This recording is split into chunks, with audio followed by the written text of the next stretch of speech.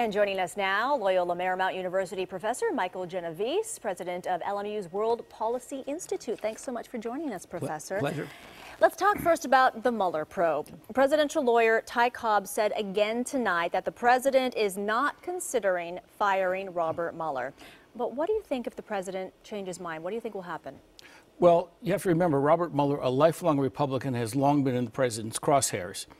He technically could order Mueller to be fired. He couldn't do it himself. It has to go through the Attorney General, who's recused himself, so it goes to Ron Rosenstein, the deputy. But I'm old enough to remember Watergate and President Nixon ordering his Attorney General to fire Archibald Cox, his special prosecutor.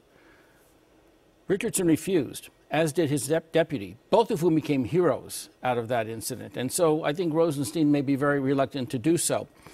If the president's innocent, he has nothing to worry about. If he's guilty, he might very seriously consider firing Mueller. The problem is that would create a political firestorm that would engulf the White House and engulf the nation. And so the president needs to tread very carefully. You have to remember, in the Nixon and Clinton impeachment efforts, articles of impeachment were drawn against both of them, naming abuse of power. And that's where this would go. If he fires Mueller, it would be considered an abuse of power. Well, the president tweeted that Mueller's team only has Democrats right now on it. He says it's not fair. On the face of it, it looks like it's not fair. What do you think?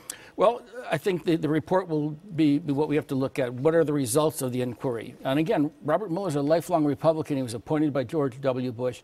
It's true that there are some, in fact, probably a majority of Democrats on his team.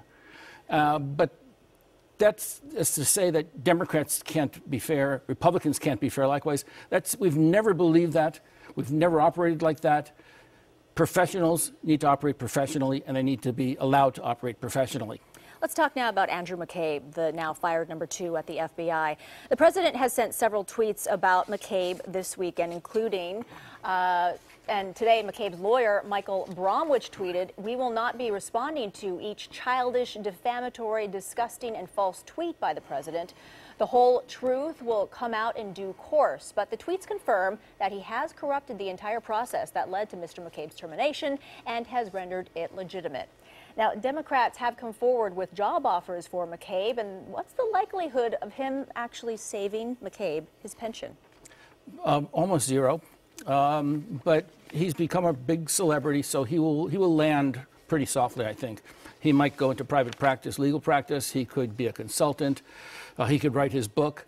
But the key for our discussion here, I think, is that he will also be testifying in support of fired FBI Director James Comey against the president. And so this sort of tweet storm, and Trump's been tweeting about his pension for over 3 months now.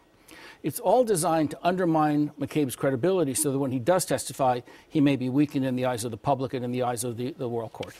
All right. Thank you so much for joining us, Professor from LMU. Michael Genovese. Also appreciate all of your insight. Thank you.